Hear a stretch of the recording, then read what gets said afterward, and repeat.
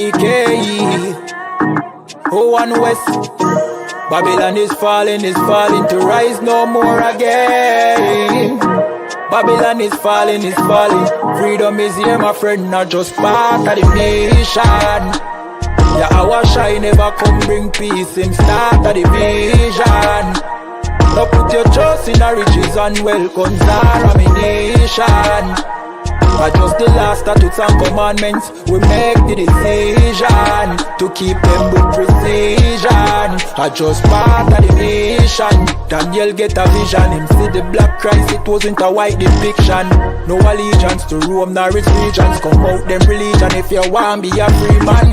Cause the deacons them full of demons, same situation with Rasta with Islam. Only beacon of hope for your lean on is I.S.U.P.K and the General YAHANNA. Every fowl of the ear, every beast of the field, every creeping thing we creep on land, every mouth of the clear, loud and clear. YAHANNA is a black man who have ear, let him hear. Time to prepare, spiritually separate from Babylon. We no weak, we no fear, we no tear. Guns are the mic, but him and are just part of the nation. YAHANNA never come bring peace, in start of the vision. Now put your trust in the riches and wealth, guns are ammunition. I just the last statutes and commandments, we make the decision to keep them with precision. Just part of the nation, send evils and curses on the whole city and the beasts and all churches. America fall, them deserve it. Rome get defeat, history repeat, I know the first days. Hey, 400 years they work with, then desert with, then turn round and call we worthless. But now the COVID lurking, them hurting, and then the doctors and nurses. Hey, one day to a building of a turn after the long journey. No care much money you a earn if you still want Babylon burn. One day to a building of a turn after the long journey. No care much money you a earn. Hey, I just part of the mission. YAHANNA never come bring peace, in start of the vision. No put your trust in the riches and wealth, guns are ammunition. I just the last statutes and commandments, we make the decision to keep them with precision. I just part of the mission. Yeah. I want West in I place once more, yeah, easy. You wanna know where me come from? You wanna know where me come from? I believe it. You wanna know where me come from? I don't pan the Middle East, but y'all out the West one get the kid peace. Me step over to pretty Christine, a big broad smile and giggling teeth. Have a brand new 4-5 pretty crisp clean. Me deal with the chica press pretty pristine. Them say them bad but we no intrigue. If you this now your top 10 killing increase. I we no join both sides. I one West are the best you fi know boy. You put a S on your chest when the chrome pint. Every bone a broke when left lone tribe. Make a force right boy if you know your size. Don't see me on the street and a 4-5. You get ratchet knife in your throat pipe. Man will make your chop flesh like your ghost rise. Give up the ghost, make it boat wife. Y'all shut up, bend over, pan to a pint. Fuck you, make you get wet like a boat ride. If you hold tight, y'all, me a hold tight. Alright, no later, then more time. Me have things to do, but got more fight. Lucky where the nanny, y'all do bright. Then we shoot the bumbo clad to a grind. That's where me come from. I don't pan the Middle East, but y'all out the West one get the kid piece. Me step over to pretty Christine, a big broad smile and giggling teeth. Have a brand new 4-5 pretty crisp clean. Me deal with the chica press pretty pristine. Them say them bad but we no intrigue. If you this now you top 10. Yeah, them too bad, I just smoke them off, I just slogan. You coulda big and tough like Hulk Hogan. You get your own a bag, you get total. Send your soul to God, their best no God. The whole fucking clip of your own that. No come set, no chop of your own bat. I go get sent off, we run postal. Get a PO box. She say me handsome, she want hold me cocky at ransom. She want hood fi broke, she want yam some. She say breed me, give me that one son, boy. We have shotgun, we have Remington, we have Magnum. So if a beef you want, you can have some. Anything we come turn in a phantom. And where we come from, I don't want the Middle East, but y'all out the West one get the kid peace. Me step over to pretty Christine, a big broad smile and giggling teeth. Have a brand new 4-5 pretty crisp clean. We deal with the trigger press pretty pristine. Them say them bad but we no intrigue. If you this now you talk them killing increase. Increase, increase, increase, increase, increase. You know, you know. Yeah, it's I one was in a building. I know when we come through, just hide the gal them and hide the liquor. Hey, listen, brothers and sisters, man. If you like what you hear, hit the subscribe button, man. Subscribe to this channel. And also, please, go to ISUPK.com and pay your tithe. Drop me some cash so we can move around this planet like we need to, man, and do the things we need to do. They're one West. They're one West. They're one West. They're Hey, Shalom, Yahweh Bashim, Shabrakatam to all the brothers, Yahweh Shamar Lathan Bashim, Yahushai to all the sisters. I'm Priest and Officer 500 Barak Yalla with the I.S.U.P.K, which stands for the Israelite School of Universal and Practical Knowledge, taught out of 1 West 125th Street, Harlem, New York, under Commanding General YAHANNA. I understand since 1969 we've been giving you nothing but the truth about who you really are. I'm Tom, and I'm addressing our people, so-called Blacks, Latinos, and Native American Indians. We're teaching you the history about your culture, your people, your language, then your 7 days a week. You understand? The truth never stops. The truth is everywhere. You can find it 24/7. Just look up any I.S.U.P.K YouTube channel. Google the I.S.U.P.K in your zone. It is time like never to come to class to change your life. You understand? Time is short. Time is ticking. We're running out of it. Then you're living on borrowed time for ever since, you know, we got kicked out of our land. You understand? And we're back at it again with our history classes. Salakia, last week we had some things to deal with, but we're back at it again with the history classes. This is the third part of the last class, which is the history of Black people in Montreal. Because it's like, if you come to Canada, it's damn near already taboo to speak about Black history in Canada, because Black history in Canada is the same as in the US and the Caribbean. Slavery. You understand? But in Canada, it's then you're taboo to bring that out to the light. The same way it's taboo to speak about the fact that our Gadite brothers and sisters, so-called Native American Indians, were slaves right next to us. As a matter of fact, 2/3 of the slaves in Canada were natives. They're not going to talk about that. You know, we see some of the Black figures in Canada that they don't speak about. Caesar Joannot, who was running the first business in Montreal. You understand? But there's nothing named after him.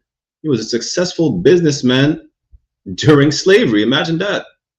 Or what's his name again? John Trim, a successful landscaper. Man was buying houses, property during slavery. Imagine during slavery, you're a nigga with money and properties. I call it the monopoly nigga. Salakia. That's who he is. You understand? This man was building a capital for himself, and unlike our oppressor, our slave master, these two brothers, just to name a few, knew how to read and write. They had their own signature, while most of white people didn't, right? So we'll get back into it. I'm gonna share my screen. Any questions or comments, don't hesitate, put them in the chat, right? Give me 1 second.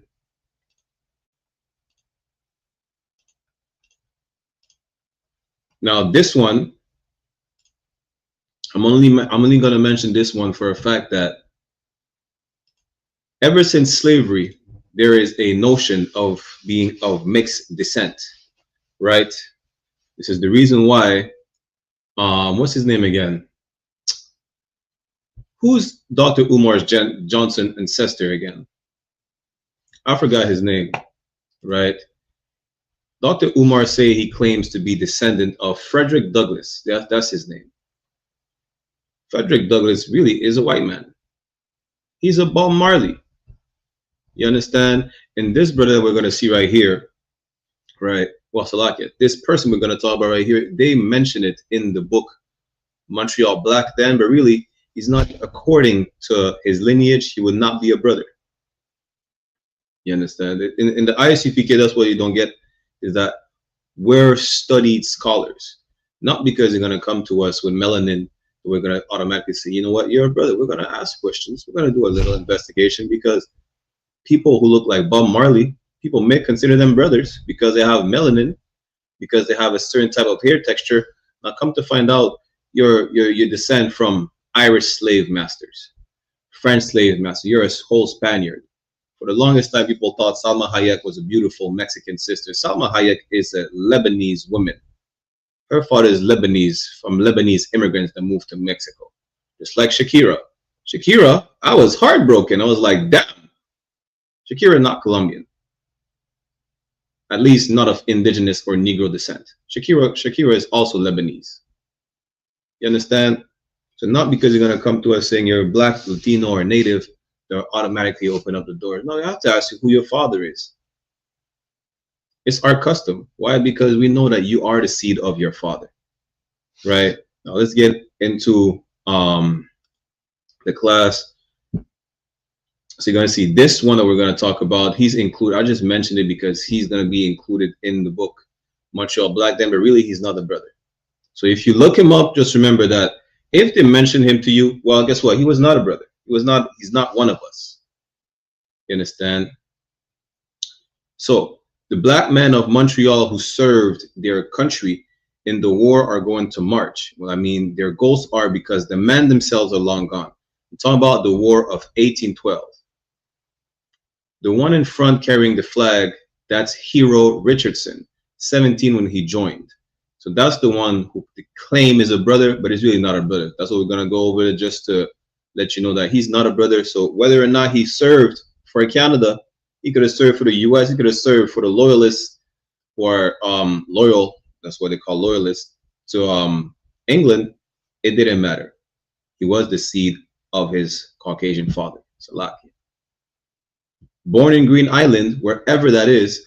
Only Green Island I know is near Troy, New York. It was end of May 1814, almost 2 years in the war, when he enlisted as a private in the 1st Battalion of Selected Embodied Militia. Most of the action was over. He got no bounty when he signed up, and the others got up to £5, but Hero got zipped. He did get some extra pay his first month. He joined on May 30th, but he was paid from the 25th, making 5 extra days pay at 6 pence a day, out of 2 shillings and 6. I forgot what the D stands for again, but that's part of the currency back then, right? Just show you that he's going to be mentioned here. We're going to skip him because he was not a brother. When you read about the Voltigeurs, which is their crew, right? He is not a brother. You understand? Hero is not our hero.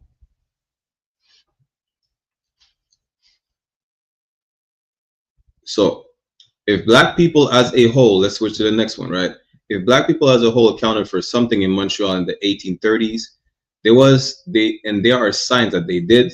Alexander Grant was a big part of it. We're going to see who that is. Why a man would leave New York City and move to Montreal, God knows. But that's what Grant did in 1830 when he was 29, when slavery was still alive and well in Canada. And what's one of the first things a New Yorker with smarts does when he sets up shop in a new place? He advertises. And that's what Grant does. Economy and elegance. His ad in the paper said, "Old garments cleansed and made to look as well as new by Alexander Grant from New York at number 80 St. Paul Street, nearly opposite of Mr. Rolling's barber. Orders would be received at Mr. Rolling's barber in St. Paul Street." Now imagine that. How many black men had their business advertised during slavery in the newspaper? During slavery, you were advertised as merchandise, not as a businessman. They're never going to teach you that, though. So he's a dry cleaner or laundryman, and well, they call it scurrying. He was a scurrer. But don't go judging a man by what he does for a living. You can't confuse a living with a life. A living is something you do for money, and life is something else. See, that's one of his advertisements. You know, usually the advertisement when it came to black people in Montreal was about a brother being sold, a brother or sister being sold, right? So in fact, there was more to Grant's newspaper ad than meets the eye. For one thing, it was probably the first time Black barber James Rawlings had seen his name in print. And another thing, it was the first time a Black had advertised his services in a Montreal newspaper. Go ahead and look, you won't find any earlier. Why? Because you were the merchandise being advertised before that. Imagine, he was the first Black man to have his, first of all, he had a business. He was the first Black man to have an ad in the Montreal newspaper. If it was a couple years before, he probably been advertised as merchandise to be sold. The fact that Grant was a witness at Paola Brown's wedding in 1832, still during slavery, may give us a hint that he was into Black causes, Brown having been fundraising at the time. But it's 1833 before we really get a fix on Grant, the summer after he bought that sword at the sale of John Trim's Thames. In London, British members of Parliament, inspired by the old anti-slavery champion William Wilberforce, who was on his deathbed, were pushing hard to get a bill passed to abolish slavery in the West Indies. And that's when a lot of people, you're going to find out that they wanted to side with England, because England was like regarded as being just, regarded as being humane, because they wanted to abolish slavery. A lot of people think, yeah, England was so great because they're the first one to abolish slavery.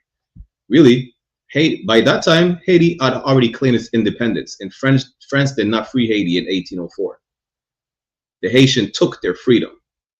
You understand? They did not ask for permission.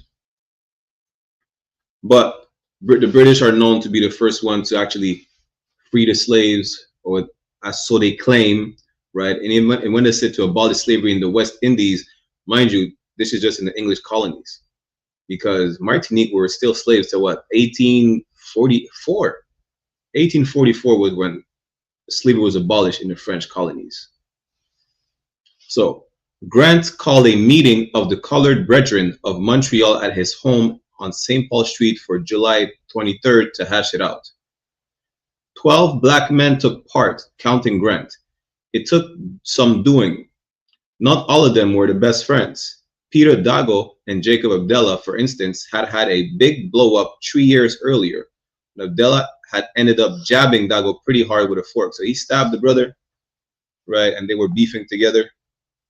They're saying some of these brothers, you know, they had issues to deal with, like internal beef. Like the man got stabbed with a fork. Good night. For what reason? Who knows? You understand? Even though brothers were trying to live, were kind of forced to live within each other, right? That doesn't mean that they necessarily had brotherhood. They did not have the truth. You understand? But Grant brought them together, and maybe Celia hid the cutlery just to be sure. Being a New Yorker, he knew about blowing your horn and using the media. So they put out a press release saying they had adopted these resolutions. Which ones? We're going to see right here. That as British subjects, we duly appreciate the blessings of the Constitution under which we have the happiness to live, a Constitution which will ever be dear to our hearts. Why he's saying as British subjects? Because before, damn near most of Canada, it's not 2/3 of Canada, and a part of the US, mainly the Midwest, was called New France, was under French rulership until the British took over. This is why Canada is still a quote-unquote a commonwealth of the British Empire. Technically, they're British subjects. They're not under the French no more, right? Slovakia.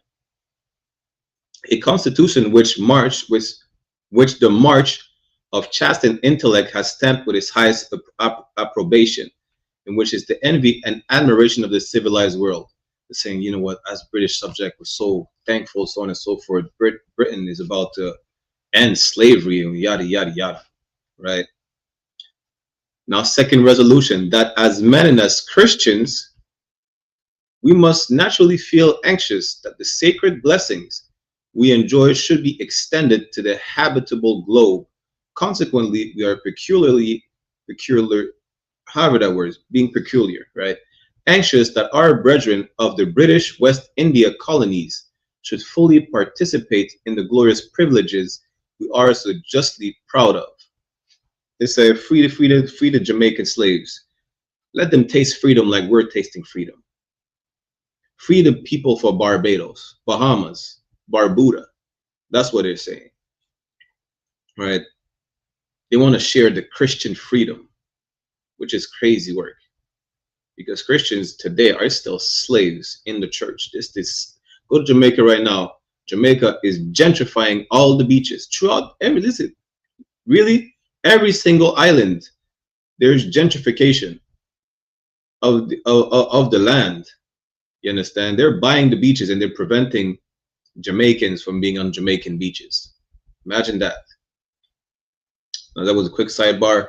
So now, third resolutions, we therefore contemplate with intense anxiety the progress of the bill which His Majesty's ministers have introduced into Parliament for a total abolition of slavery in the West Indies, and we wish it complete success. Why can they be so free to talk about slavery being abolished at the time? It's 1833. Slavery was abolished in Canada officially in 1834.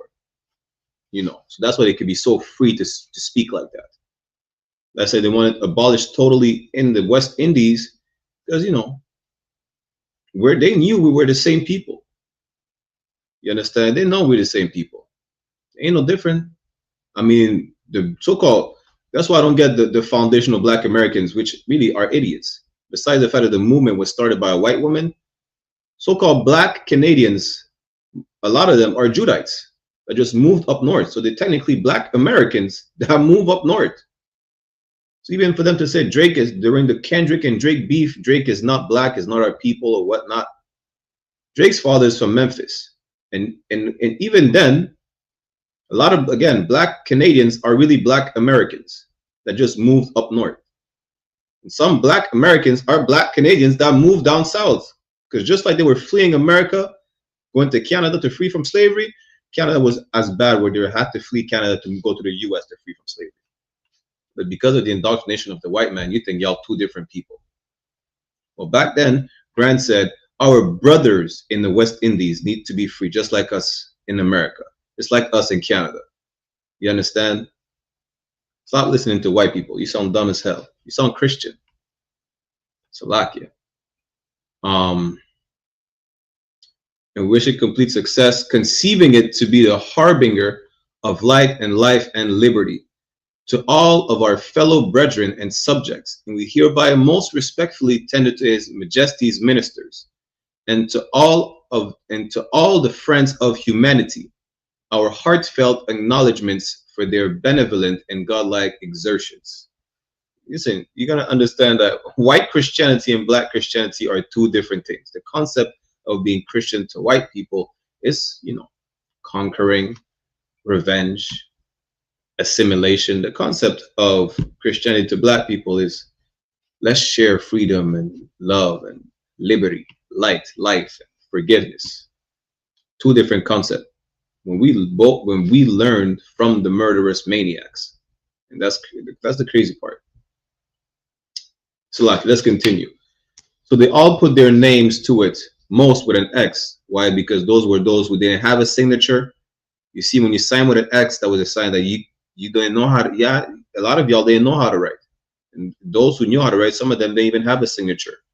Unlike brothers like Caesar Jonot or what's the name again of the brother, John Trim, right? So Grant first. The others were Jacob Della, Jared Banks, John Broom, Peter Dago, and Jacob Grant, who's not related to the first Grant, right? Lewis Green, Anthony Hinksman, Abraham Lowe, John Russell, Joseph Shaw, and Thomas Smith. The abolition passed that August and was scheduled to come into effect on August 1st, 1834. And of course, 12 Black men meeting in Montreal, even if they'd been the 12 apostles, weren't going to make much difference to what happened in the British Parliament. But that isn't the point. And nobody knew that we had a Black coalition back then in Montreal in slavery. Imagine that. They don't teach that in high school. They don't teach that they don't just teach that in any educational institution. The only school that you'll learn about that is in the Israelite School of Universal and Practical Knowledge, where we teach you real history about your people. The point is, they were speaking to the hometown crowd, Like Grant, when he advertised his current business, it was the first time that Black Montrealers had held a formal meeting and issued a public statement on a public issue. Y'all want to talk about free Quebec, the referendum or whatever nonsense, you know, Louis Papineau had their white Quebec Christ version of Christ for them.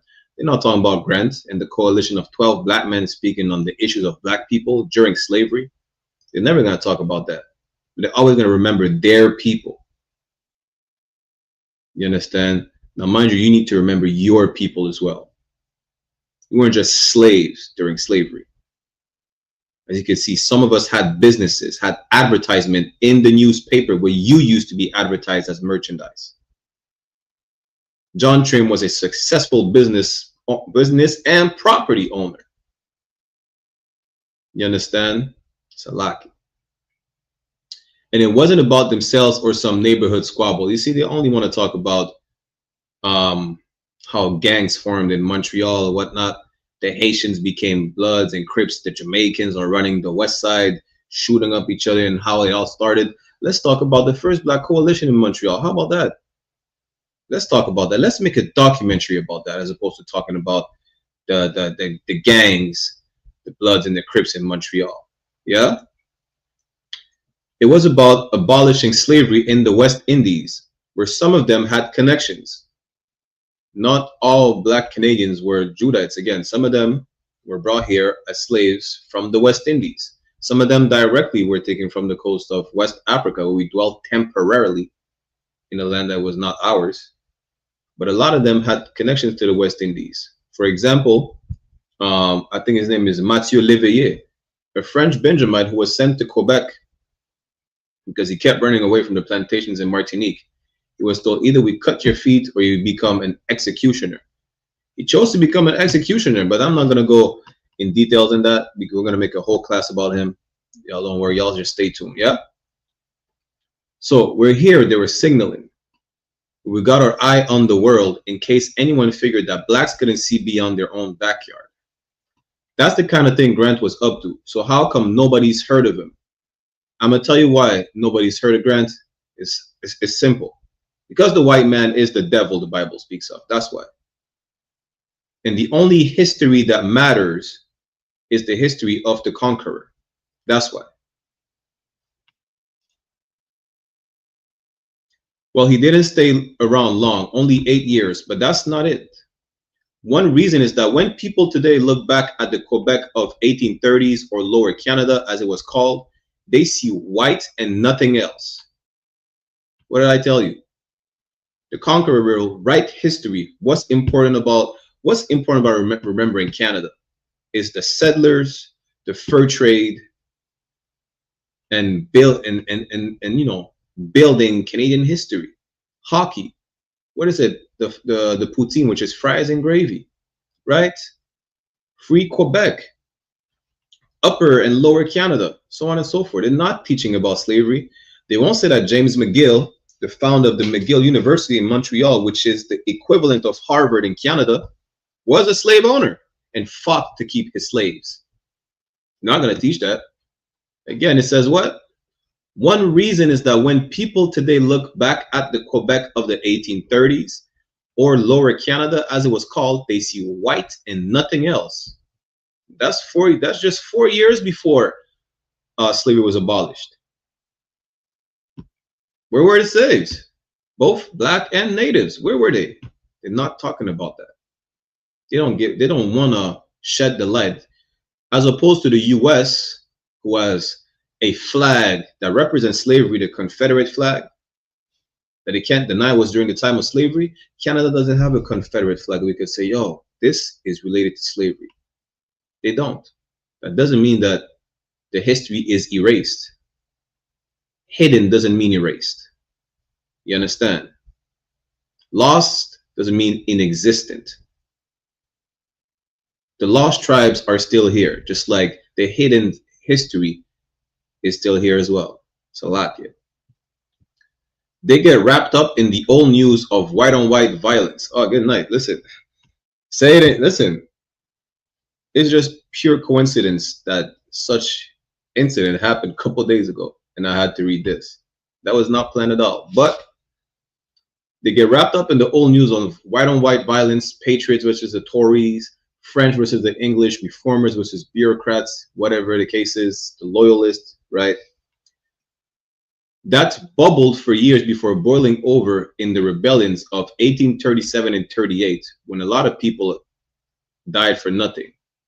Another reason why Grant is forgotten is racism, because yes, Canada is as racist as the US.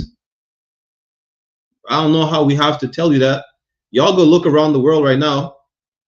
White nationalists, neo-Nazis, and just proud white people are marching to make their countries white again. Whether it's in Canada, in the US, in the UK, in France, in Australia, in Spain. A devil is a devil wherever he's at. Whatever land he conquered, he's still a devil. Nothing has changed. They have the same history. They just speak probably a different dialect or language, but it's the same devil. The devil the Bible speaks of, descendants of Esau, of the Edomites. So another reason why Grant is forgotten is racism. Racism in Montreal was not up front like in the US. It was quiet and lawless, you might say, because nobody talked about it much and there were no racial law or no laws against racism. So we didn't have Jim Crow laws, but the racism was still here. But it didn't say Jim Crow laws specifically. You understand? As opposed to, like, for example, the black codes in the French Caribbean, right? In the quote-unquote free American states, you had segregation with laws that said blacks couldn't marry whites, couldn't testify against whites in court, and couldn't vote in elections. Even churches boxed blacks off in Negro pews. There was none of this in Montreal, and blacks did marry whites, they take whites to court, and did vote. There were no hard rules to fight against, only attitudes. If you've ever had to fight an attitude, you know it's not like fighting a law, as you can't take on its state of mind the way you can fight against official segregation or apartheid. Meaning you can't change their nature. There's no laws, but that's their nature. You cannot change or fight against the natural racism you will face from white people because it's their nature. It's one thing to fight the dragon when it's out in the open. You can slay it with your sword and you've got the body to prove it's dead. But when the dragon is a bad idea in people's heads, how can you tell it's a dragon? How can you even convince people it's there? And this is for all you Christians out there, right? It's so hard for you to understand that white people despise you even though you claim that you worship the same God. Listen, they make you worship white people. Tell white people to worship black people and see if they would like to do it. Since you have no problem worshiping white people, why can't they do the same and not have a problem about it? And let's see what they think, yeah? To kill it, you've got to get inside people's head and make them think. And there'll always be some who will say that there were never was any dragon except in your head. And that's what Grant was up against, because he had to tell his people, yes, listen, white people in Canada are racist. Why can't you see it? It's not hard to see. I mean, in 2025, they're even more open about it. They can't hide the truth. They'll tell you, go back to your country. They'll tell you, over here, you speak French in Quebec. Over there, you speak English. And this is Canada. We're proud to be Canadians. Go tell that to the Native Americans who you slaughtered and enslaved till 1834. And after that, they had to deal with residential schools up until 1997. The last residential school closed in 1997 in Canada. And one of them had an electric chair. Go tell them you're not racist. Good night. But back to that meeting in 1833, you see how pro-British those resolutions are? That wasn't the kind of language the British brass in Lower Canada was used to hearing. The contrast between pro-British blacks and anti-British whites was heavier in 1834, the year the abolition law, abolition, however you pronounce that stupid English word, took hold. The only reason blacks were pro-British is because Britain was like, yeah, let's abolish slavery.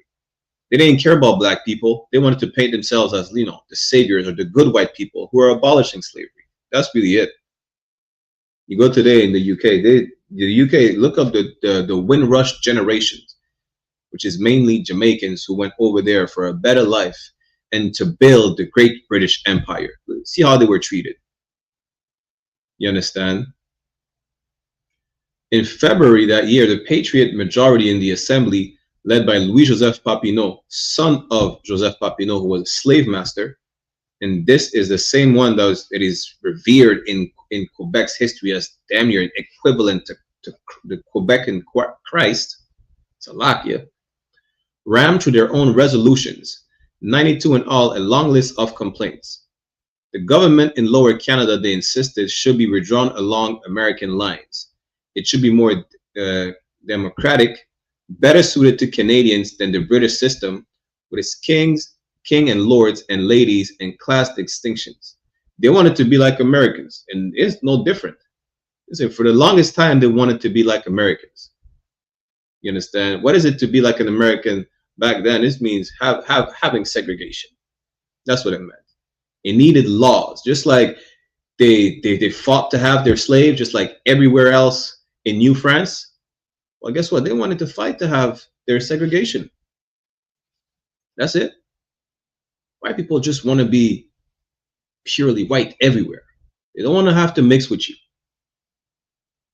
You know who they hated? You know, between the French and the British, who they hated the most is not each other, it's you. When I say you, I'm talking about you blacks and Native American Indians who were slaves in Canada. That's who they hated the most. All spring, summer, and fall, the Patriots called meetings to rally public support and to dump on the Tories. The Tories called counter meetings to damn the Patriots as traitors. It went on like this until the elections in October.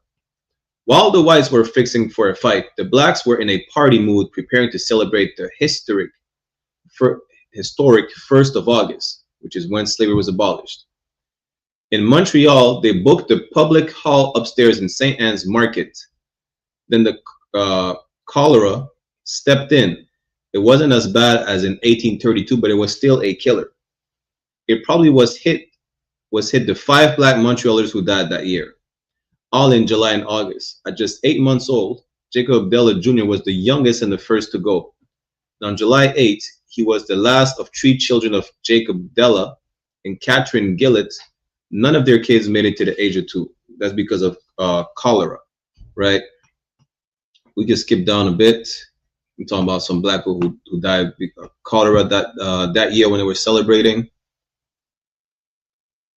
So this is the hall where they met up to party and celebrate August 1st, 1834. We're no more slaves, technically. We're technically no more slaves. So they were celebrating. They had a party while white people just had white beef.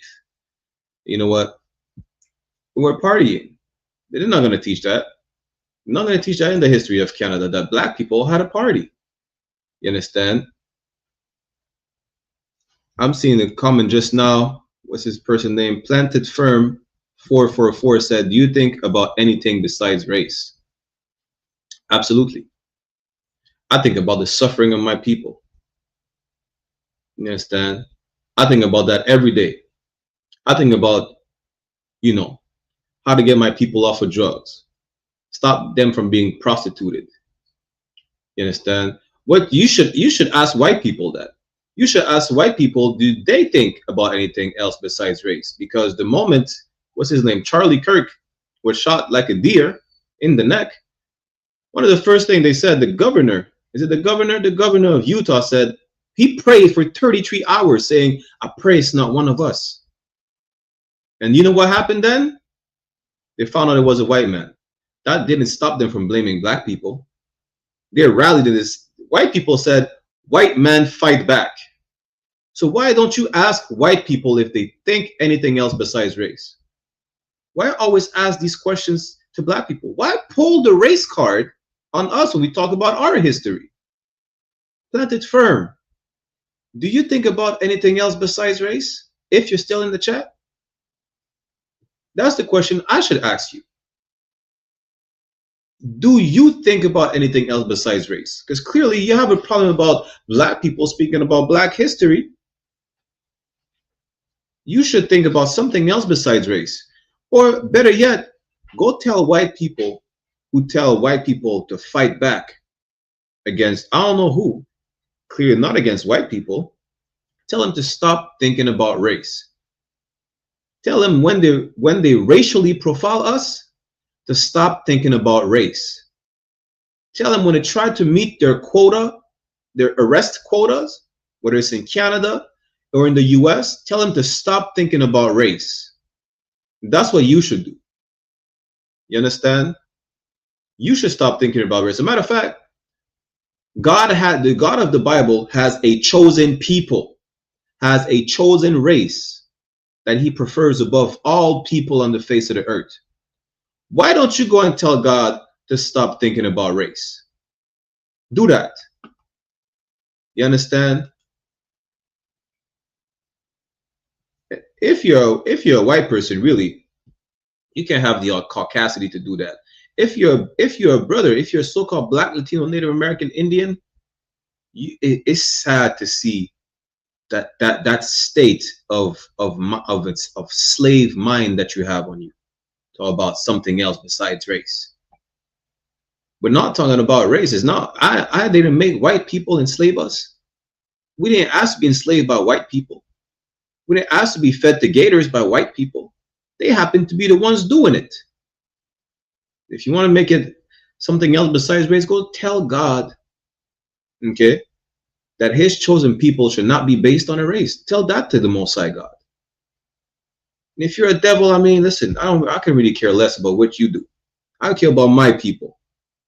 You should think about, you know, white on white crime. Apparently, it's a plague in the community. If you're a white man, go think about how to fix white communities when it comes to white on white crime. Apparently, it's plaguing y'all community and y'all using your potential candidates for the next presidency.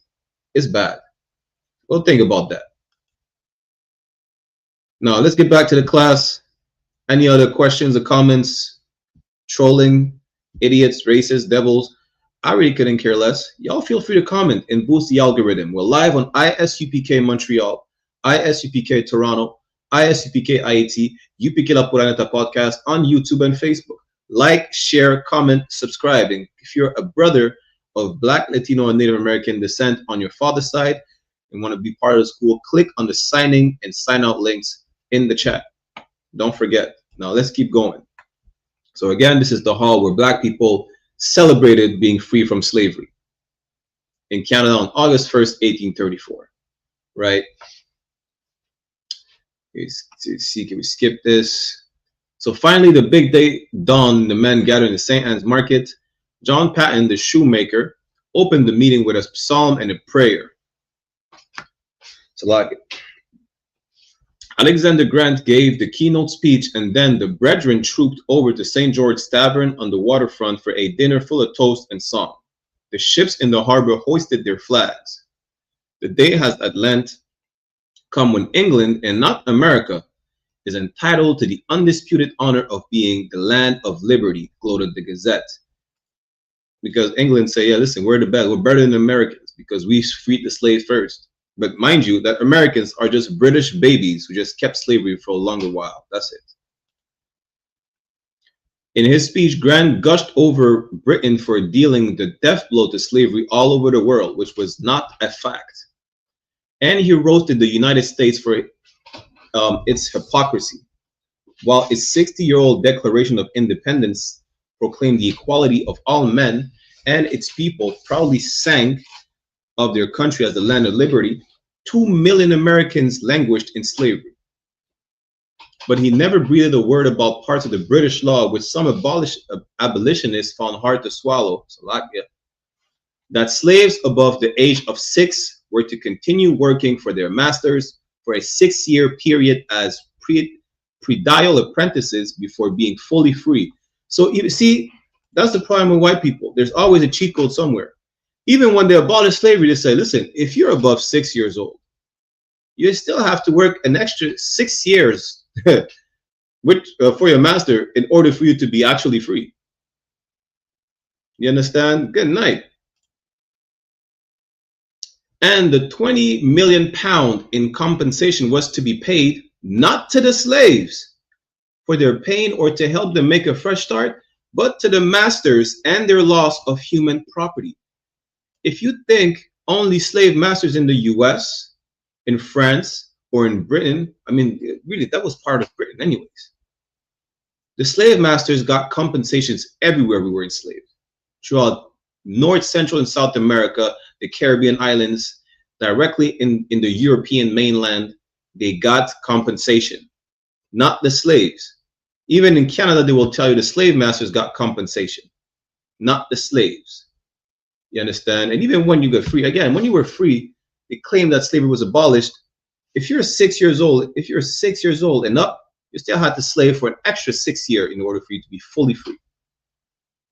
The white man is the devil the Bible speaks of. Grant wrapped up his speech with a call for 3 hearty cheers for old England, the true land of the brave and the home of the free. And that's the problem with Christianity. It will wrap your mind around an illusion that the white man is just. He freed y'all from slavery. Apparently, you know, the British abolished slavery, but you still have to be a slave for an extra 6 years if you're older than 6 years old in order for you to be fully free. He's the devil. And then reparations were paid to the slave masters and not the slave. So really, the land of the brave and the home of the free is not of the Caucasian man at all. You'd think that with their experience of slavery, blacks would have backed any call for freedom, and there were issues on which they and the patriots could see eye to eye.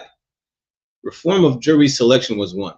Grant had brought the subject up in an open letter to the colored brethren residents of Montreal in May 1834.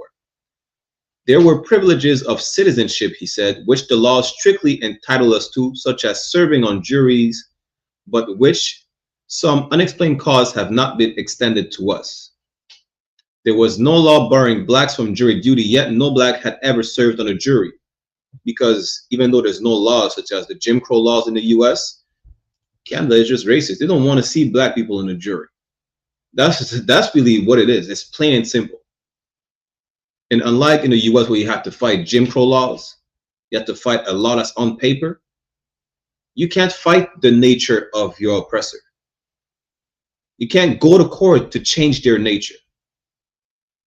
There's nothing you can do to change the nature of your oppressor. He is a bloodthirsty monster. History will tell you that. Till this day. In France, y'all look it up. In France, they have something called the nigger hunt. They're hunting niggas. This is how you had the witch hunt, where you hunt for witches and burn them at the stake. In France, right now, was it last week? A group of white men started the nigger hunt. You cannot change their nature. Salakia. Here was Grant messing with the dragon, making people think about that maybe for the first time, and that's amazing. He could have shouted, "We know why no blacks are called for jury duty is because all of you racist pigs." But then everybody would have tuned them out. So he blamed some unexplained cause, leaving people to figure out the unexplained bit for themselves. He was smooth. He was not One West. One West will tell you straight up, yeah, because the white man's a devil and he's a racist. You understand? Again, Alexander Graham was a Christian.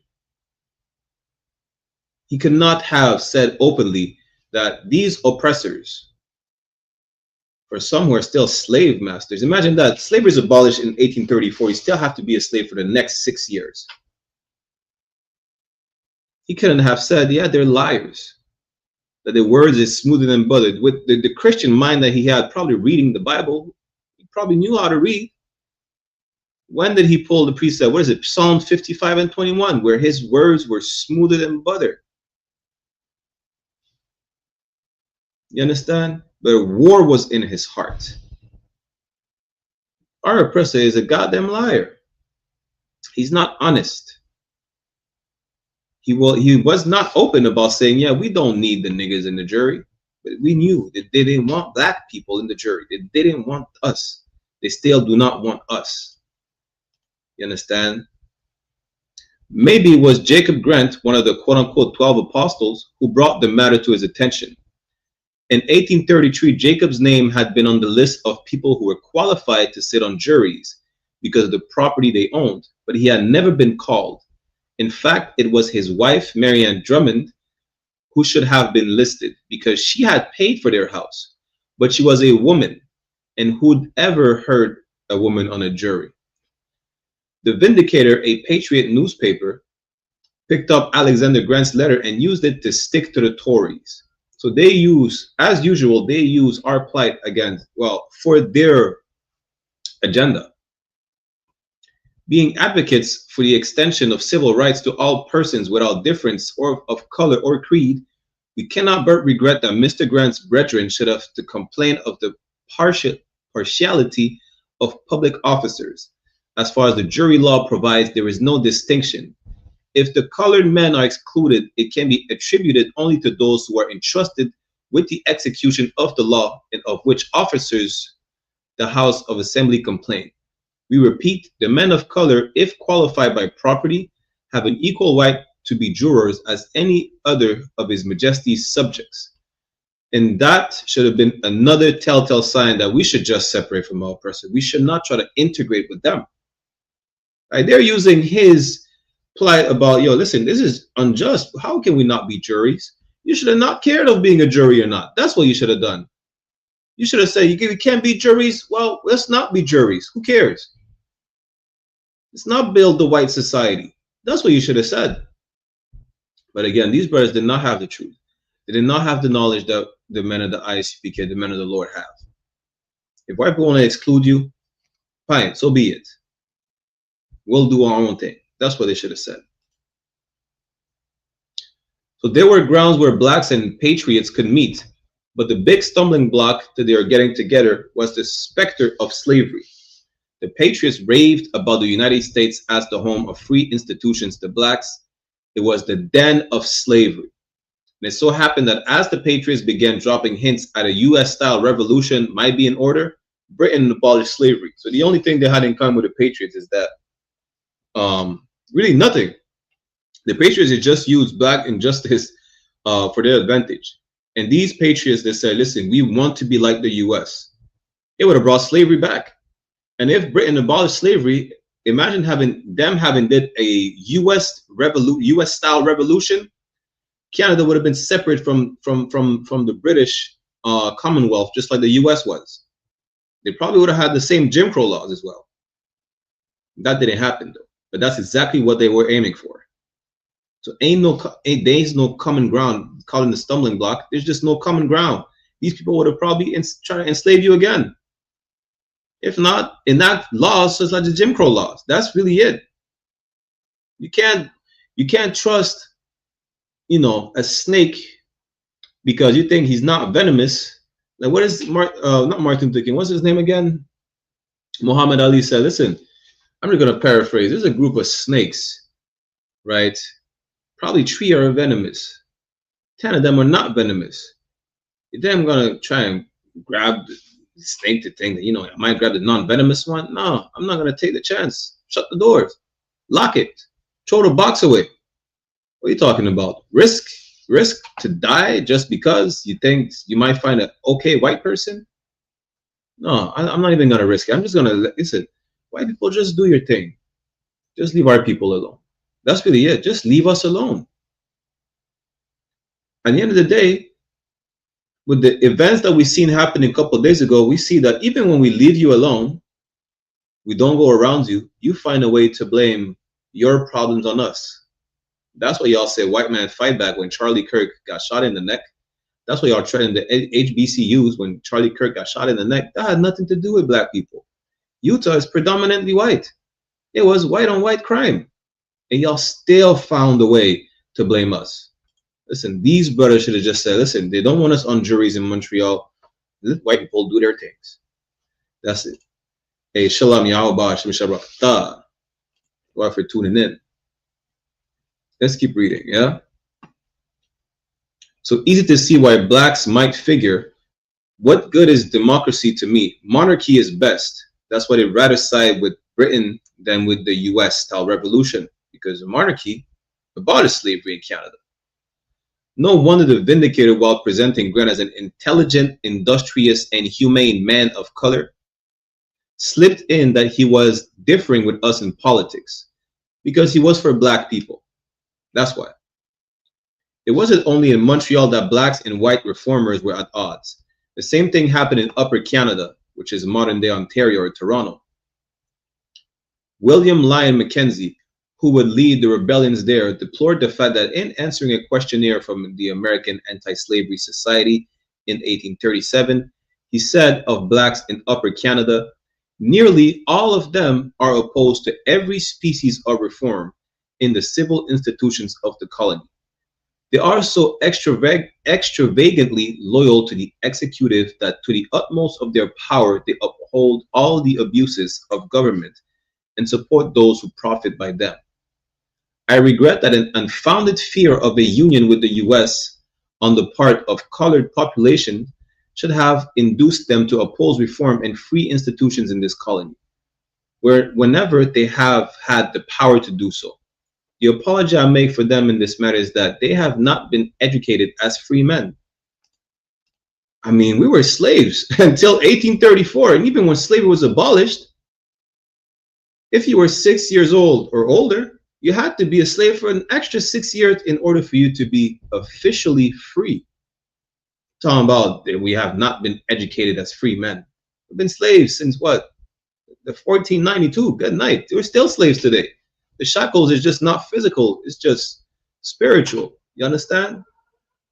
Talking about making an apology for the slave because they haven't been educated as free men. You have the caucasity to do that.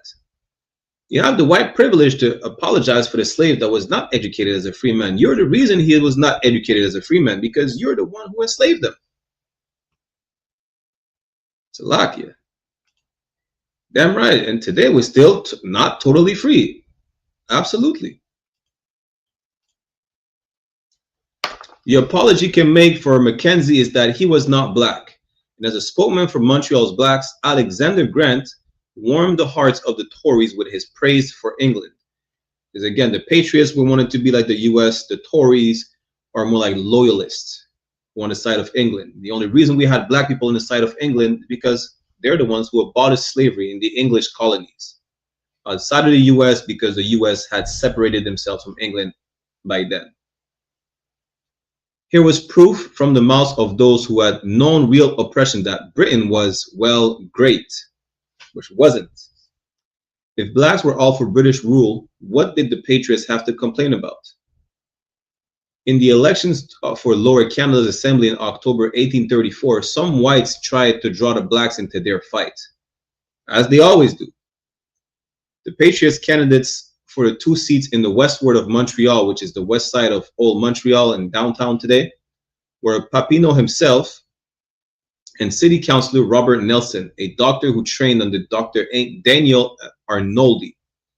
Tory newspapers reported that his nomination meeting, Nelson had really stuck his foot in it, in putting down Irish voters who claimed that only an Irishman could represent them. He was supposed to have said, as well might our German fellow citizens insist upon our nominating one of them, or I will go further and say that if we are to yield to the presentations of the Irish, the niggas, Salakia, says N-I-G-G-E-R-S, they said they're niggers, who are numerous likewise, would have an equal right to send one of their body to the house. And you thought, there's no racism in Canada? Good night. Listen, I guess since slavery, the gingers think they're niggas too. They think they were entitled to say the N-word. Damn, there's Irish people in Montreal. They hate you. Now there's a pretty kettle of fish, and Nelson couldn't plead that he didn't know the microphone was switched on because microphones didn't exist in 1834, meaning it was not a mishap. It was not an accident. That's just how they speak. That's just how they are. After criticizing Nelson for the way he spoke of the Irish and Germans, the Gazette went on, as to the colored portion of our community, they are not so numerous nor so wealthy as the others we have mentioned. but they have never forfeited their right to a decent and proper regard for their feelings by any set of misconduct. We have to watch ourselves to make sure we abide by the white standard. Here they are free men and fully entitled to the exercise of their privileges as British subjects in whatever way it may suit their inclination, which is a lie. As we mentioned before, they showed themselves that even when slavery was abolished, you're still a slave for another 6 years, which is diabolical. The color of the body can have no effect on the qualities of the mind, and the sons of Africa will ever receive in this province the respect that it is their due, so long as they support the laws and the Constitution which confers upon them all the blessings of British liberty. Again, we're not African. Even though they took us from there, we dwelt there temporarily, and the Africans sold us to these white people. While they are persecuted almost to death, yeah, by the free and independent citizens of America and debarred of their privileges, here they are really equal, which again is a lie. And no doubt at the coming elections, such of them as have votes or influence will show their disapproval of a party by whom they are contemned and despised by voting against Dr. Nelson. The warning to blacks to hang with the Tories or else was none too subtle. Had there been signs that they were leaning the other way, was the claim that here they are really equal meant as an answer to Grant's open letter of the previous spring, in which he had dared to suggest that some unexplained cause denied black people their full rights? Who knows? But the Patriots insisted that Nelson had never put down the Irish, Germans, or blacks. It was all just slamming by those slime bucket Tories. Now, whatever the truth of the matter is, it was the first time black Montrealers were acknowledged as a political force. Why? Because white people had internal beef and they needed blacks on their side somehow. And some of them used the fact that black people are having a voice about something. So let's use that voice that they have, but not for their issue, but for our issue. Let's have them side with either side of white people. And they still don't teach you that in school. In an election where every vote counted, especially on the greatly outnumbered Tory side, the Gazette had made a pitch for the black vote. But the Patriots swept the province, and Nelson and Papineau both made it. Tensions between the Patriots and Tories continued to mount, and they lent a political edge to what turned out to be the high point of Grant's career, the Betsy Freeman affair. Betsy was a black teenager from the US who accompanied her mistress on a trip to Montreal in the spring of 1836. The black grapevine hummed, and the question on everyone's mind was, is that girl a servant or a slave? Which is crazy word, because they, on official Canadian documents, they will use the word servant, property of, belonging to, not to say slave. And those were all slaves, you understand? Grant heard that Betsy was a slave, that her mistress's husband, Ebenezer Marvin of Charlotte, North Carolina, was a slaveholder. To make sure, he called on Betsy on Sunday, June 12th, and she told him that yes, she was a slave and wanted to leave Anne Gelston, her mistress, who had abused her. Yes, you can't make this up. Our oppressor is a monster. But where could she go, a 14-year-old in a strange country without friends or work? Grant told her she could stay at his place and his wife would take care of her. And Betsy went along. The next day, Anne Gelston, he just said, listen, you staying with us. He took the slave away from the slave master. He said, nah, you're not going back to that monster. You're staying with us. Most High in Christ. Brotherhood is a weapon. And brotherhood extends from just brother to brother. His brother is a husband to his wife, is you being a father figure to these children. That's brotherhood. It's not just me being a brother to another brother. You understand? We look out for our people. And that's what Grant did that day. He said, Betsy, you're not a slave anymore. You're staying with us. My wife will take care of you. The next day, Anne Gelston filed a complaint that Betsy had deserted her service. High Constable Benjamin DeLille showed up at Grant's house with a warrant for Betsy's arrest, made out by Magistrate Dr. Daniel Arnoldi, the same who had bought the big syringe at John Strim's estate sale, where Grant had bought a sword. Splakia. As Grant soon learned, Arnoldi acted not only in his capacity of justice of the peace, but as doctor to Betsy Freeman's mistress, who was in an advanced state of pregnancy. The woman, the slave master, pregnant, that doctor is her doctor. You know, he's like, yo, listen, you're bringing the slave back because we need her to give birth or whatever nonsense they had said, right? Instead of taking the girl to the police station, the Leo took her to Arnoldi's and Grant went along too.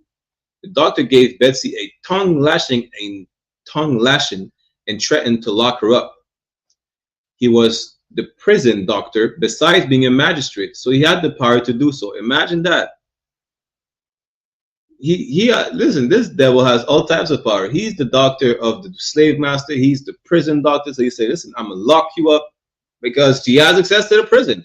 He's the magistrate, so he could write warrants and say, yeah, arrest these niggas. Yes, that you just go see him for everything. You go see him to arrest people. You go see him to get your meds. You just go, he's the man to go see. Good night. The white man is the devil. Upon my endeavoring to plead for the girl, Grant said, the honorable magistrate took me by the collar and degraded himself by kicking me. Breathe, we in a Christian land, the vindicator sputtered. Yes, this is Christian behavior, by the way. Is this the sort of justice that our magistrates are sworn to administer? Betsy was returned to her mistress, who was staying with her in-law, the jeweler James Dwight, and Grant suing into action. On the Sunday of Betsy's arrest, he filed a charge of assault against Arnoldi because Grant, I mean, mind you, he's free. He's a free black man in Canada. Not Betsy though. He's a free black man who thinks he has rights. He also swore an affidavit that unless the court stepped in, Betsy might be spirited back to the States. Grant's lawyer, Charles Ovidi Perrott, aged 26, was a rising star of the Patriots, elected to the Assembly in 1834 as the member for Vaudreuil. He filed the affidavit in the court the next day, asking that a judge look into Betsy's case. The court issued a writ of habeas corpus, ordering Gelston to produce Betsy without delay. But Arnoldi replied that Gelston was better ridden and couldn't comply. They said, yeah, she can't bring the slave. She's too sick to send her away. This makes things dicey. There was talk that Dwight's son was planning to sneak Betsy out of the country before the court had a chance to hear the case. So Grant and other blacks set up a round-the-clock watch outside of Dwight's house on College Street, which is today is still downtown. That's damn near next to our camp spot today. That's funny as hell. On that Monday night, June 13, a commotion there led to Grant and two other black men, Moses Powell Wormley and George Nixon, being charged with causing a riot. So Betsy Freeman, a black girl, comes to town and boom, all hell breaks loose and 3 court cases results. And not many girls, black or white, ever caused such a stir. Man, say, listen, I'm saving the sister.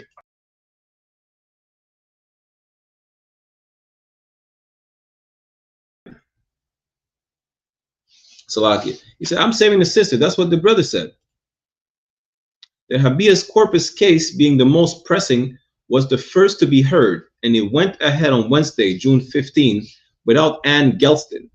U.S.-born lawyer Charles Dewey Day, a Tory who knew the Gelston family, appeared for Ann Gelston and presented her statement, sworn before Justice of the Peace Daniel Arnoldi. According to Gelston, Betsy Freeman was no slave. The girl was her husband's indentured servant. And this changed the whole case, because if she's not a slave, she's just free to go. She also claimed that Betsy is desirous of remaining in the service of the said Ann Gelston and of avoiding all communications with the said Grant and the people of her own color, by whom he is supported and encouraged in his attempt to seduce the said Elizabeth from the care and service of the said Ann Gelston, which is a lie. She said to Grant, listen, I want to leave. I want to stay in Canada. I want to leave the U.S. because I'm being abused by my slave master. Now they're turning around saying, well, no, she's no slave. She's an indentured servant. And She don't want to. She wants to stay with her master, and she don't want to speak to Grant or his brothers and sisters, meaning the other black people in Montreal. Right? That's what they were saying, which is a lie, of course. Since Gelston had no papers proving Betsy was a servant, not a slave, the court couldn't take her word for it. Everything depended on what Betsy had to say. But she froze. She gave her name, her age as about 15 or 16, and told the court that she was from North Carolina. And she wanted to go back there with her mistress. Clearly, she's being coerced because she told one thing to Grant, now she's switching up. Who knows what happened between that time where she had to switch up. The court told her she was free to do so as she pleased, and she did go back with Gelston. The fullest account of the case appeared in the Patriot newspaper La Minerve, and no wonder Grant's lawyer wrote for the paper, which was published by his older brother. There are no letters either to give us a glimpse inside his home or shop, but the hairdressing must have gone well because February 1838 he advertised for an apprentice. So fast forward, you know, that's really it. They're gonna say, I mean, he's still there advertising. You know, this is the story of Grant they don't teach about in Montreal. He wanted a boy of 14 to 15. He said someone who spoke French and English, a Canadian boy he preferred. It was another affirmative step, a black man who not only hired whites, which he ended up doing at some point, but broadcast to the world that he would be the master of a white boy. You understand? Good night. In Betsy Freeman's North Carolina, in most states, in fact, whites wouldn't have stood for that. In Montreal, there was not a peep. They didn't care. Because there was no laws necessarily. I mean, there was racism, but they were not paying attention to Grant like that.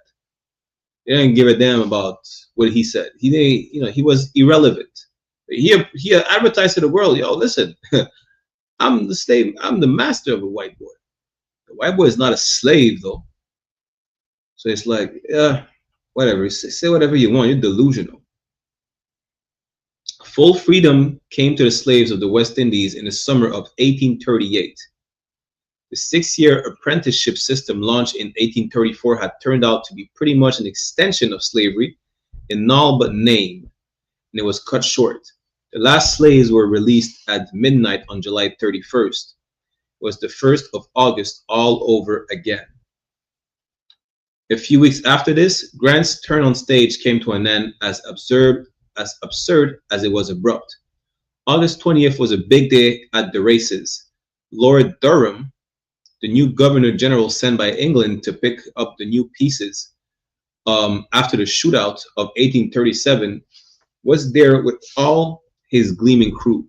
You have to see the ladies in their jewels and fine dresses and all the Army Navy brasses, and everybody who was anybody had turned out to see and be seen, including Grant. Salakia, that night he rode home, his head full of the spectacle and the sport. His horse was spooked by a cow. It reared and threw him, and he died a couple hours. He was 37, done by a cow, not a dragon, but a cow. You see, the only thing that the brother was fighting for to have slavery abolished. Instead, he was the first black man with an advertisement.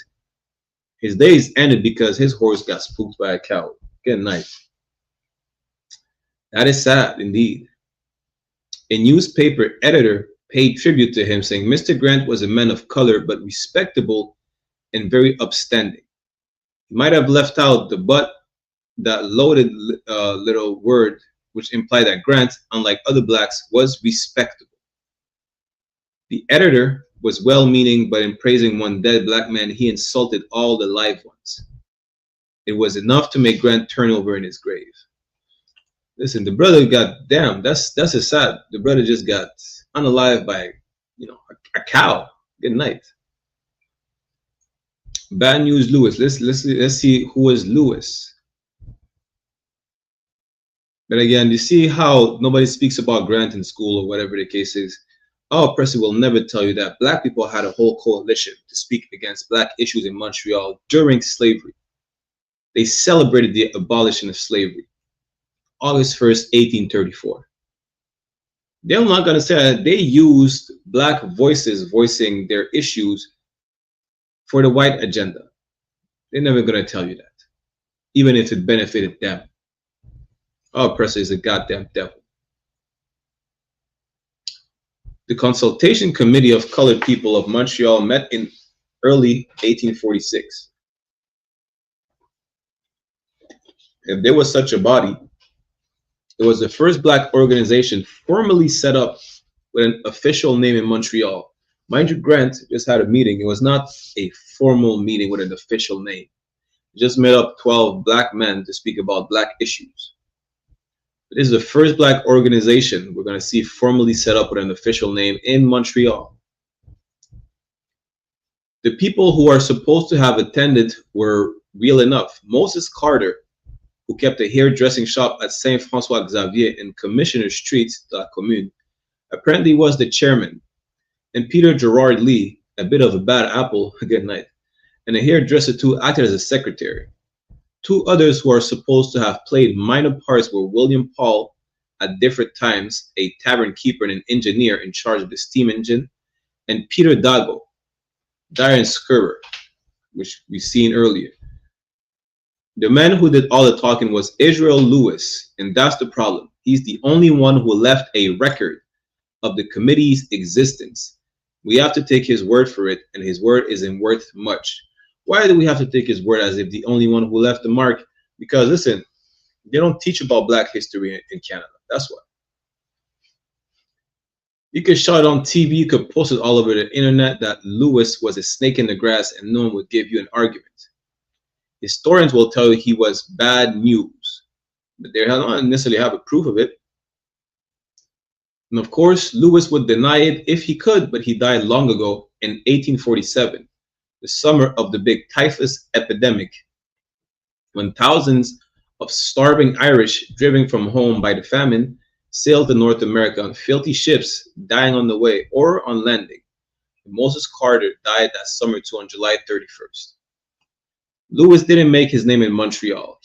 His bad reputation came from his association with Wilberforce, the black refugee settlement he had helped found in Biddulph Township, near London, Upper Canada, that's London, Ontario, at a place called Lucan.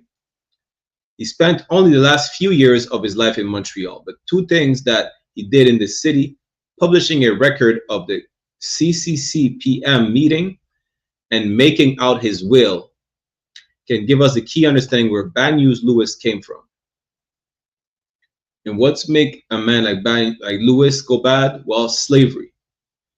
He'd been a plantation slave in the American South, where sneakiness, faking, and masking the truth were survival skills. If the law made it illegal for you to learn to read and write, you wanted to keep your book and pencil stub out of sight. If you were bright and the whites were dumb, you played dumber. Your masters were beasts, you bowed to them. If you had ambition, well, too bad. Lewis escaped to Cincinnati in the Free State of Ohio. The Constitution of the Free State of Ohio denied blacks' right to vote, to hold public office, or to serve in the militia. In 1804, this first session of the Ohio legislature passed an act to regulate black and mulatto persons, requiring all of them living in the state to have a court certificate proving they were free. You need a certificate from the court to say, yes, I am not a slave no more. Good night. No certificate meant no job. The law made it illegal for anyone to hire you. If you were a runaway slave, the law made it illegal for anyone to help you in any way. In 1807, they increased the penalties for helping a fugitive and added some new twists. All blacks settling in Ohio had to get two whites to post a bond of $500 guaranteeing their good behavior, and no black or mulatto could testify against a white in court. Enforcement of these black laws was slack until June 29, 1829. Then the trustees of Cincinnati Township, responding to calls from whites to do something about the growing black population, cracked the whip. Blacks had 30 days, later extended to about 60, to line up $500 bonds if they hadn't done so already.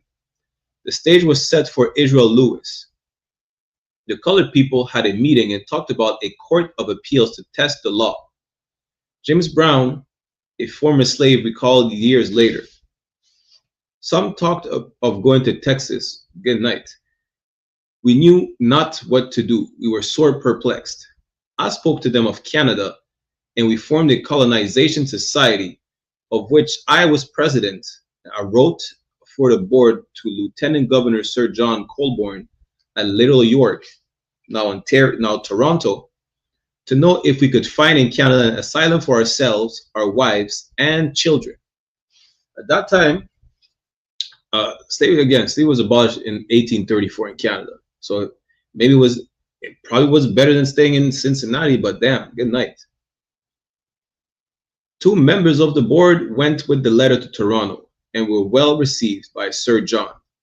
Lewis was one of the 2 sent to Upper Canada, and he arranged to buy a whole township from the Canada Company.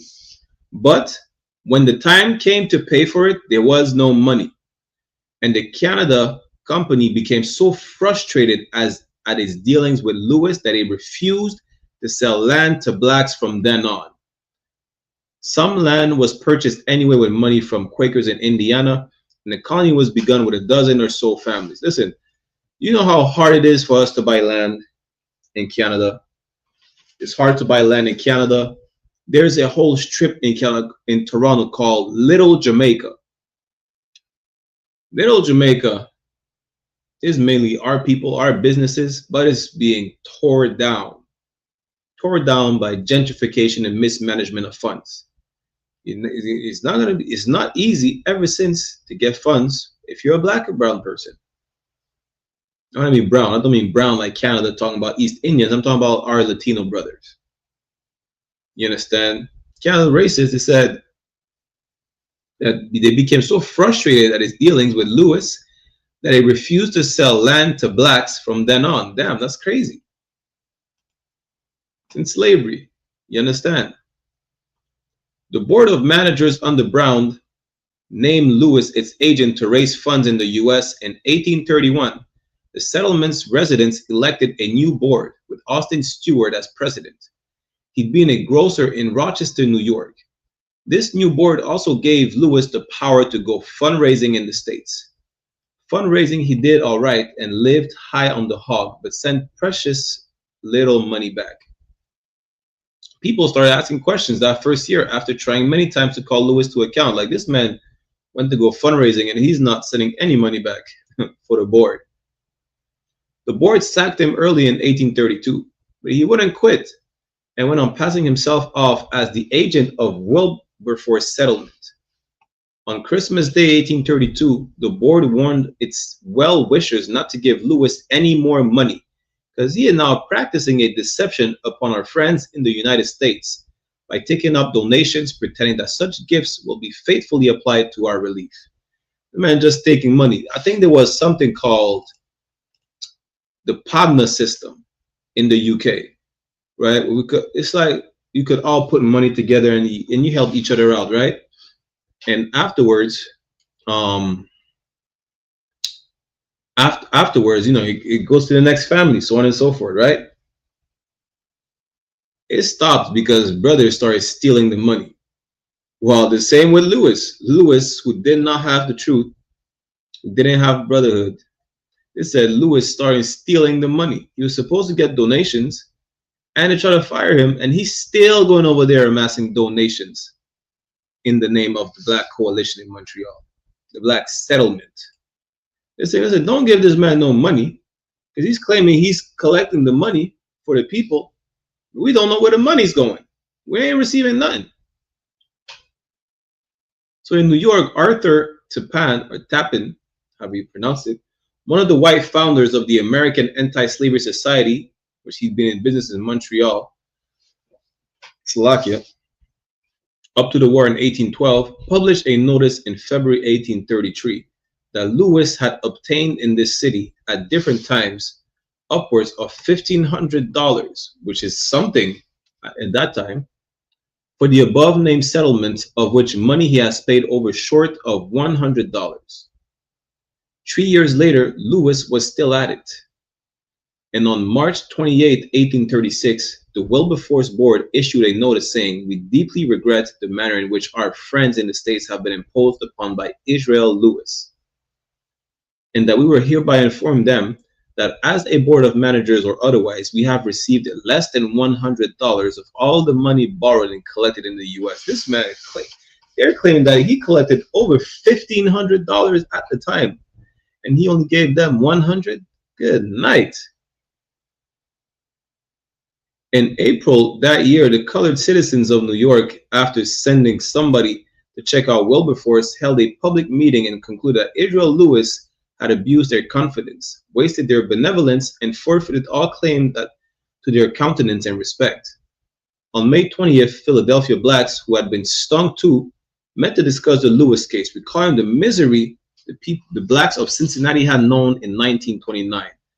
They said, with persecution behind and suffering around, and want uncertainty before them, an individual in the stolen garb of philanthropy addressed himself to their peculiar and painful condition. And in order that he might carry out more fully his knavish and corrupt designs, he insinuated himself into their confidence, and obtained their recommendation to solicit from the public such aid as their pressing demands called for. His appeal was successful, as has been evinced by his extravagant mode of living ever since this fatal and misconfided mission. We say to the public that we have not the remotest degree of confidence in said Israel Lewis or any of his appointed agents. On it went until the late 1830s, when Wilberforce itself was in shambles. Stewart, the Wilberforce president, later wrote that Lewis had tried to frame him on a charge of stealing money. He'd had 2 of Stewart's horses poisoned and him poisoned too. And when that didn't finish him, he'd ambush him on the road one night and try to shoot him dead. Good night. Lewis's wife was so disgusted by his antics that she left him. Stewart had a lot to say about Lewis in his memoirs, which you can find in 22 Years a Slave and 42 Years a Freeman. In a chapter called Character and Death of Israel Lewis, he tried to explain what made the man tick. Lewis had a natural energy and strength of character. Stewart said he had quick perception, his personal appearance was prepossessing, his manner and address easy and commanding. And while he had little education, he had managed to gather a sufficient knowledge of sciences to enable him to read and write, together with quite a fund of general information, and then his shrewdness and tact accomplished all the rest. Lewis had once addressed the New York legislature with eloquence and marked effect. He was, you might say, exceptional. But the worm of slavery had eaten him up inside, which they explained that Lewis was not necessarily a bad man. He was just the product of his environment, which is being a slave. You understand? He's not just a natural bad apple. Lewis was a product of slavery, was a destroyed brother, just like many others. That's who he was. He was not a crook by nature. He wasn't. He was an oppressed, destroyed brother. As a plantation slave, he had been subjected to all the cruelties and deprivations of a bondman. His natural abilities were above mediocrity, but having never had the advantages of an education or the privileges of a society calculated to cultivate and refine his natural aspiring intellect and to direct his indomitable will, he had come to manhood with a determined selfish disposition to accomplish whatever gratified his vanity or administered to the wants of his animal nature. Neither Stewart nor anyone since seems to have considered the possibility that Lewis was insane. But then, no one seems to have taken note of the pamphlet he published in Montreal in April 1846 called Crisis in North America: Slavery, War, Balance of Power, and Oregon. Taken together with Stewart's assessments, this pamphlet suggested that while its author, whom the cover identified as Israel Lewis, colored man, was sharp, he also suffered from delusions. The first part of the pamphlet is billed as a report signed by Moses Carter, a chairman, and by P.J. Lee as secretary of the Consultation Committee of Colored People in Montreal. It's about the preamble and resolutions that Lewis submitted to a meeting of the CCCPM on how to end American slavery. Lewis's main resolution was that we, the Consultation Committee of Colored People of Montreal, will petition Her Most Gracious Majesty Queen Victoria to authorize the assembling of 100,000 colored men and all others who may feel disposed to join us at Niagara, Upper Canada, that's by the waterfalls, for the purpose of putting an end to slavery. So they call him crazy because he wanted to end slavery in the US. Crazy idea, and anyone who wondered how this righteous army was going to wipe out slavery was referred to the Bible. Nat Turner was not the only one who read the Bible, who understood that this is how we get freedom, not by being Christian. You understand? Israel Lewis was another one. Israel Lewis read the Bible and said, this is how we free our people. Of course, he did not do it the right way, but he had the spirit to it. Again, that so-called image of a crook, the portrait of him, no one could verify that. You understand? And for those who try to say they were there, they verified in their memoirs, they're saying, well, he was a product of slavery. It's not his fault. He was abused. He was a product of slavery. That's why make him be selfish. But really, Salakia, he wrote in Montreal a letter saying, listen, we need to free the slaves. He read the Bible and said, yeah, we're freeing the slaves. It says he read Jeremiah chapter 47 concerning the destruction of the Philistines. Also the 48th chapter, same book against Moab.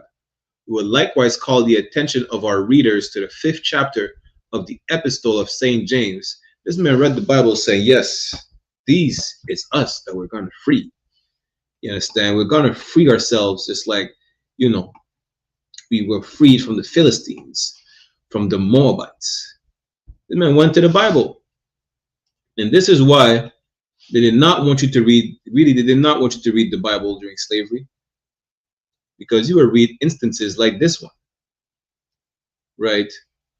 You will read this in the Bible. That's why they didn't want you to read the Bible in slavery.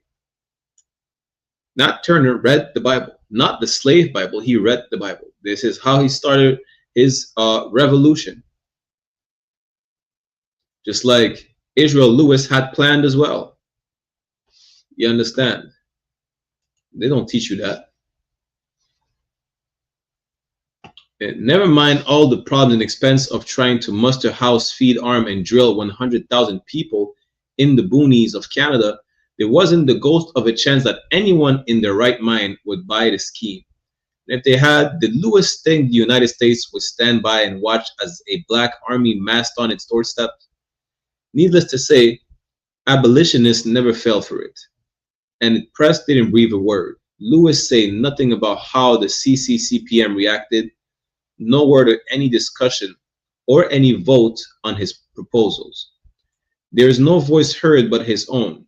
In an appendix, he wrote of the saber rattling going on between the United States and Britain over the Oregon Territory on the West Coast, which both countries claimed.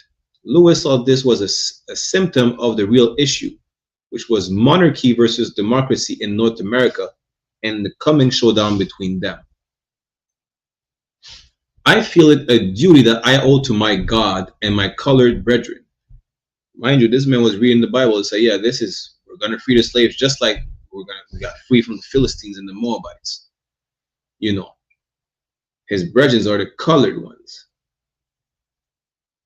Mind you, some people knew who they were. Salakia.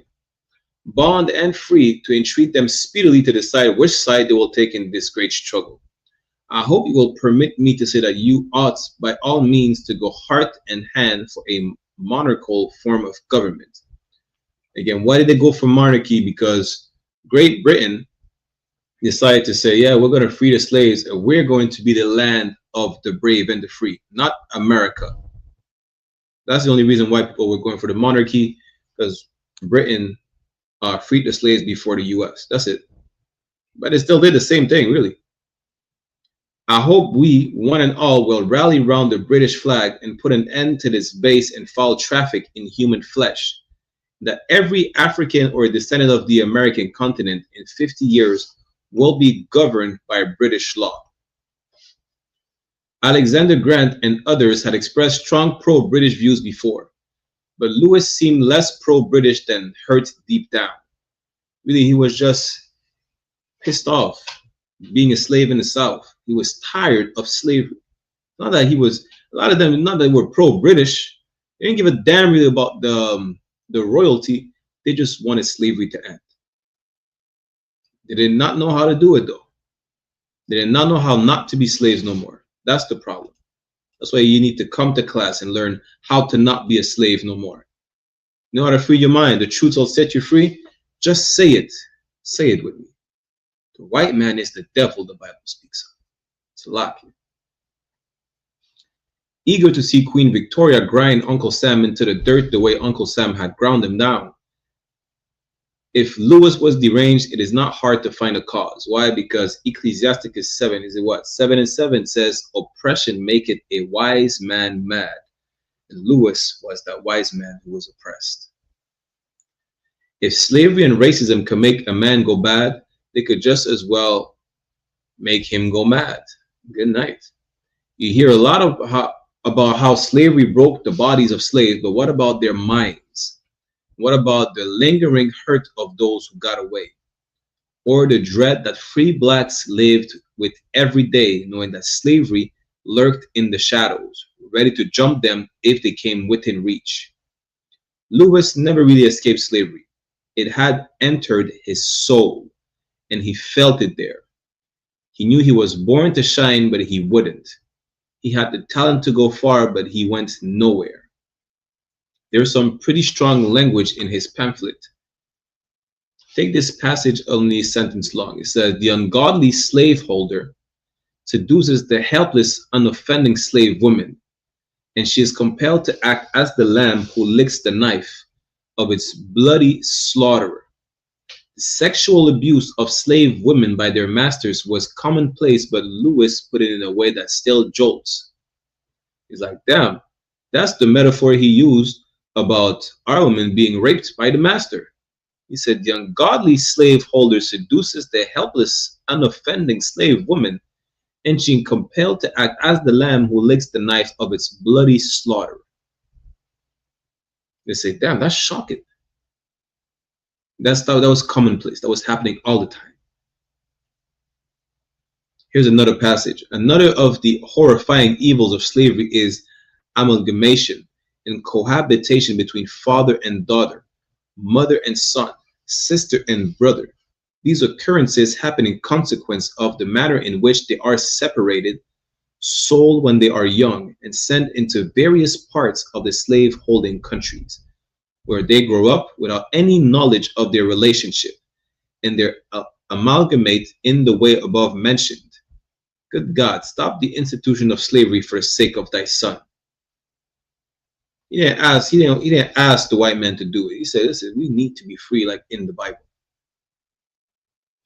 Is thy son Jesus Christ or Israel Lewis? Had Lewis lived these things himself, that would have been pretty traumatic. Maybe he hadn't. Maybe he was speaking from hearsay or reaching for effect. But he sure knew the words to make you squirm. 5 days before his death, on June 5th, 1847, at the age of 52, Lewis made out his will in Montreal General Hospital to Peter Albert O'Connell Lee, his first son of P.J. Lee. He left 50 acres in Biddulph Township. He left other lands in that area to his executors to be sold to establish and support as long as possible a school or some other institute for the purpose of conferring the blessings of education on the colored inhabitants of this province of Canada. He also asked his executors to patent my invention of fire screen and the escape ladder, any benefits to go to the school. And they don't teach that. You understand? They're not going to teach it because our oppressor is a monster. Salakia. You understand? our oppressor will never teach that this brother was writing letters against slavery in Montreal. It's the first official formally Salaki, the first official black coalition, not the ones that we see with Alexander Grant, right? Because that was not official. There's just 12 Salaki, 12 black men, right? Meeting up together. But him, he said, listen, even the image, the portrait of him being a crook, he said, give the money, he said, give the money to establish and support as long as possible a school or some other such institute for the purpose of conferring the blessings of education on the colored inhabitants of this province of Canada. They wanted you to be educated. He said, I don't want brothers and sisters in Montreal, in Quebec, to be stupid, to be uneducated. That's what he sold his land for. They call him Bad News Lewis as if he was just a crook. But the image of the crook they're portraying of him, they say, yeah, that was a result of slavery. He was an oppressed man. He got mad. He's not bad. He's actually smart. He knows how to read and write. He has wits, but he's a crook. And because of slavery, because he's hurt. And really, he wrote a letter saying, listen, this is how a woman get treated. Like a lamb licking the knife of their slaughter. He was talking about our women being raped all the time. He made allusions to our brothers and sisters being separated from their family. He read the Bible. He said, "No, we ought to be free." That's what he read in the Bible, just like Nat Turner did. You understand? Lance, we're about to end it with this one. We're gonna continue next week. Next week should be our last installments. Like it, this was a long installment for the history classes and a lot of slides. Next Sunday, as a matter of fact, next Sunday is the Feast of Blowing of Trumpets. So the Sunday after that we'll finish, right? At least this this topic of Montreal Blacks then. So lands and inventions seem to have been all in his head. Stewart wrote that Lewis died leaving not enough of all his gains to afford his decent burial. He was buried in the poor ground of the Protestant cemetery on Papineau Street. No doubt Lewis gave Wilberforce a bad name and damaged the cause he claimed to champion. He was bad news, but to all who condemned him as the devil in disguise, it might be time to say yes, but he wasn't as bad as being portrayed. It may be time to appeal the verdict of history and to enter a plea of insanity on his behalf. Or maybe just that this is what happened to an oppressed brother. You know, he didn't have bad intentions. And of course, they say he'd kill you if he knew. So with that, we're going to end it right here. You understand? So lock you 1 second. I'm going to end it right here. I'm going to get a security announcements. But this is some of the black gold they don't teach you about. Don't teach you about the black revolutionaries who said, let's end the same way the Britain's going to end slavery in the British colonies and in Canada, whatever the case is. We need to help our West Indian brothers. We need to help our so-called black Americans, brothers and sisters. They're not going to teach you that. You understand? They're not going to teach you about all these so-called prominent black people in Canada, the business owners, the first black man, Alexander Grant, the first black man who was not advertised as merchandise, but who was advertising his services in the Montreal newspapers. A couple years later, he would have been the one advertised as merchandise. They won't teach you that. You'll only learn about your history in the so-called Israelite School of Universal and Practical Knowledge, the I.S.U.P.K, and nowhere else.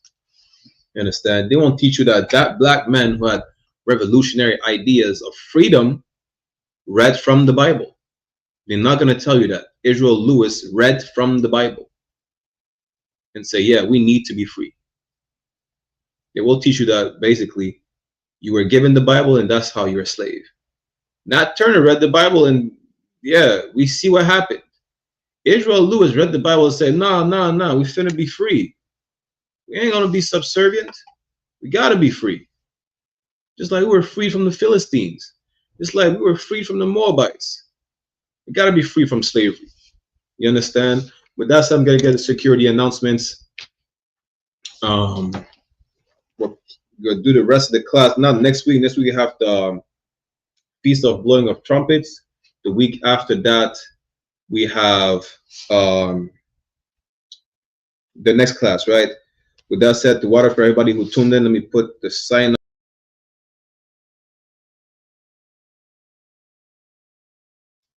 So let me put the sign out links for the class.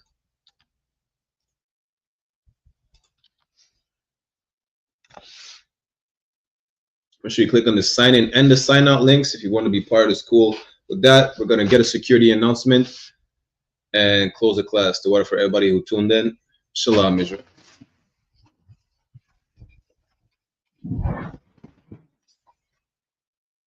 Here's the ISUPK security announcements. We are the I.S.U.P.K. started out at 1 West 125th Street, Harlem, New York, under Commandant General YAHANNA.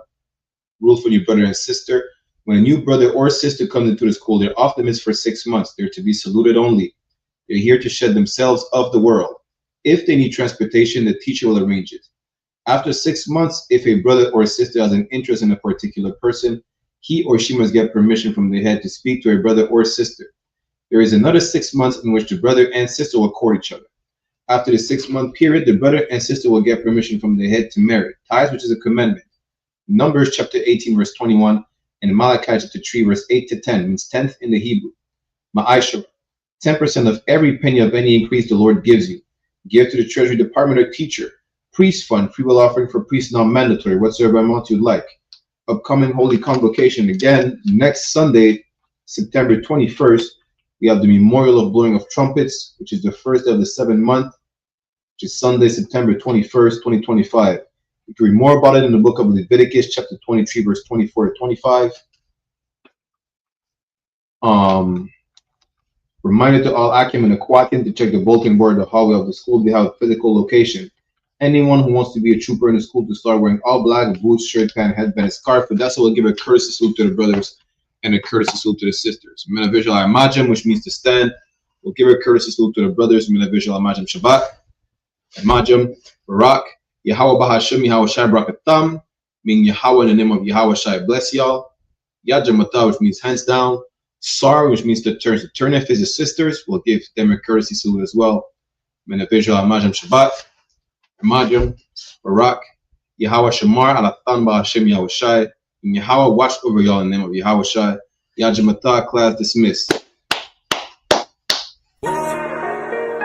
Warning.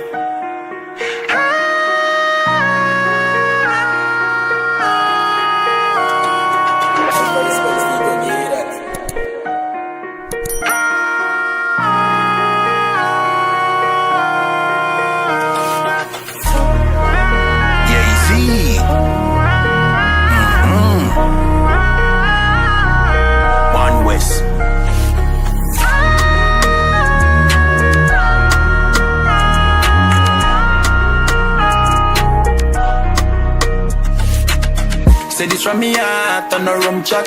Here we contact, get your gun shot. Make it sun dark and the ground black. We plant calm but I never agriculture. I know the eagle in the younger the vehicle when young people that are the vulture. Say them evil never the vulture. They coulda run pan diesel that a fee punja. Away the blood clot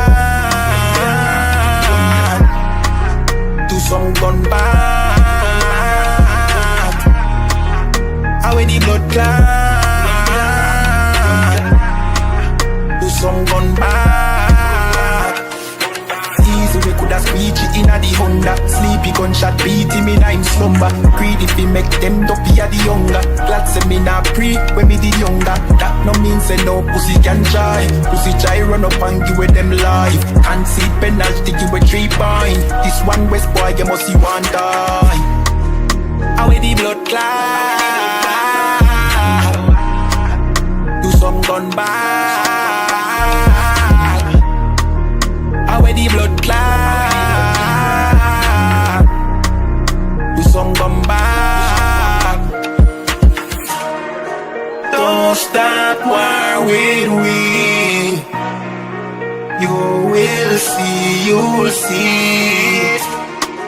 My talk them are real. Pedigree. Don't stop while we win. You will see. My talk them are real. Pedigree.